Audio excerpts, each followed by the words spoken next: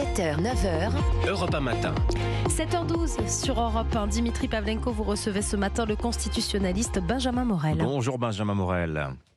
Bonjour. Maître de conférence en droit public à Paris 2, Panthéon, Assas, le droit à l'avortement gravé dans le marbre de la Constitution. Ça se précise. À la demande d'Emmanuel Macron, le gouvernement va adresser dans la semaine son projet de loi en la matière au Conseil d'État pour avis, avant présentation au Conseil des ministres avant la fin de l'année. Alors politiquement, Vincent Trémollet de Villers nous disait hier matin sur Europe 1, Benjamin Morel, que ce retour de l'IVG parmi les urgences présidentielles, ça fleure bon la diversion sociétale, comme si l'IVG était menacé en France, qu'il fallait le mettre à l'abri, alors que le droit à l'avortement fait consensus auprès de 8 Français sur 10. Pourquoi, d'après vous, Benjamin Morel, on va parler après de la dimension technique du sujet, mais politiquement, pourquoi tant d'empressement de l'Élysée à vouloir constitutionnaliser l'IVG ? Pour une raison simple en réalité, c'est-à-dire que à la fin du mois, on a une niche parlementaire, la France Insoumise. Une niche parlementaire, c'est un jour qui est consacré au programme que veut imposer un groupe d'opposition. Et cette niche parlementaire, Mathilde Panot avait dit qu'elle comptait l'utiliser pour discuter une proposition de loi constitutionnelle sur l'IVG. Et le fait est que cette proposition de loi, réécrite par le Sénat il y a quelques mois, elle faisait relativement consensus. Si jamais elle avait été adoptée, cette proposition de loi, durant la niche la France Insoumise, il faut voir que le président à ce moment-là aurait eu un choix binaire, parce que sur une proposition de loi, vous pouvez pas réunir de congrès. Donc soit Emmanuel Macron aurait dû. Je me rappelle, Benjamin Morel, le congrès, c'est la réunion à Versailles des deux assemblées, Sénat et Assemblée nationale, et dans ce cas-là, pour l'adoption du texte, en l'occurrence, c'est une majorité des 3/5. Mais c'est un processus purement parlementaire. C'est un processus purement parlementaire qui n'est possible que pour des projets de loi, c'est-à-dire pour des textes constitutionnels, mais d'émanation gouvernementale. Si vous avez une proposition de loi, c'est-à-dire un texte d'émanation parlementaire, ce qui était le cas pour cette proposition de loi qui devait être prise à la fin du mois dans la niche La France Insoumise, il n'y a pas de congrès possible. Le président a un choix binaire. Soit il soumet le texte à référendum, ce qui évidemment est toujours problématique parce que c'est un texte de votre opposition relativement consensuel sur lequel on va voter et sur lequel le président aura du mal à se positionner.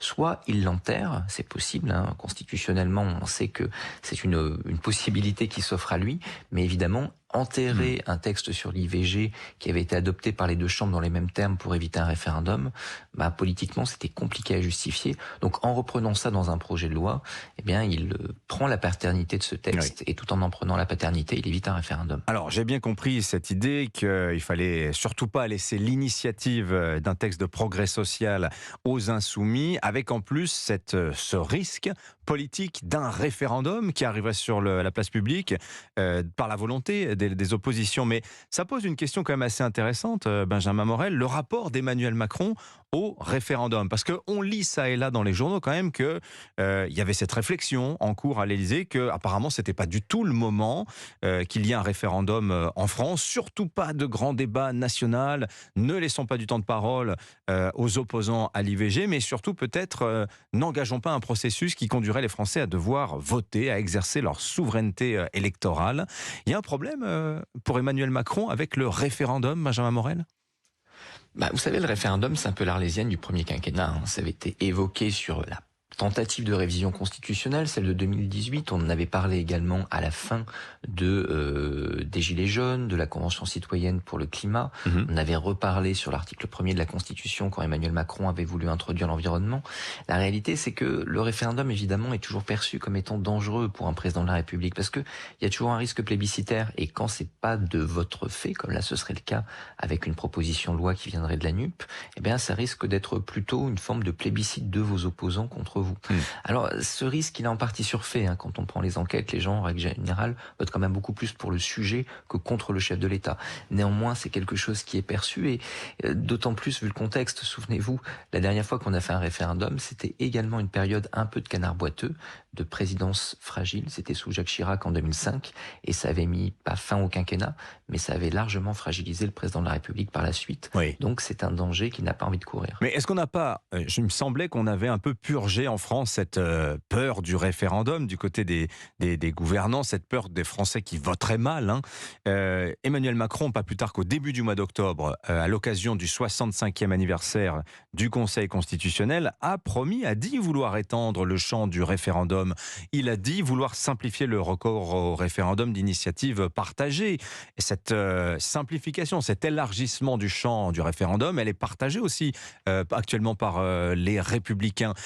On avait l'impression d'aller vers un déverrouillage référendaire. Or là, Emmanuel Macron envoie un signe radicalement contraire à cela lorsqu'il parle du droit à l'avortement. C'est clairement le cas. D'abord parce qu'en effet, il refuse l'idée d'un référendum, et puis ensuite parce qu'il faut bien comprendre qu'on s'attendait à un grand projet de loi constitutionnel un peu attrape-tout. On y aurait mis l'IVG, on y aurait mis l'environnement à l'article 1er, on aurait mis l'élargissement du référendum à d'autres champs, la réforme du RIC, le fait d'avoir peut-être des éléments sur la décentralisation. Bref, tout un catalogue qui pouvait plaire aux différentes oppositions. Le fait qu'il détache ce texte, le fait qu'il y ait un congrès réuni probablement au début du printemps pour acter l'entrée de l'IVG dans la Constitution, ça montre que le grand texte global dans lequel il y aurait eu potentiellement l'élargissement du référendum, qui était loin d'être adopté, mais qui aurait pu être proposé, eh bien c'est une perspective qui s'éloigne, parce que fallait du sucre pour la gauche, c'était l'IVG, il fallait du sucre pour la droite, c'était le référendum sur l'immigration. Déjà qu'il n'y a plus de sucre pour la gauche, ensuite ça signifierait une réforme qui, pour être votée, dépendrait forcément des voix du Rassemblement national, ce qui évidemment pour le camp présidentiel ferait désordre. L'éclairage politique et constitutionnel de Benjamin Morel, maître de conférence en droit public à Paris 2 Panthéon-Assas. Merci Benjamin Morel. Je rappelle le titre de votre dernier ouvrage, La France en miettes, régionalisme, l'autre séparatisme, récemment paru donc aux éditions du CERF. Bonne journée à vous Benjamin Morel.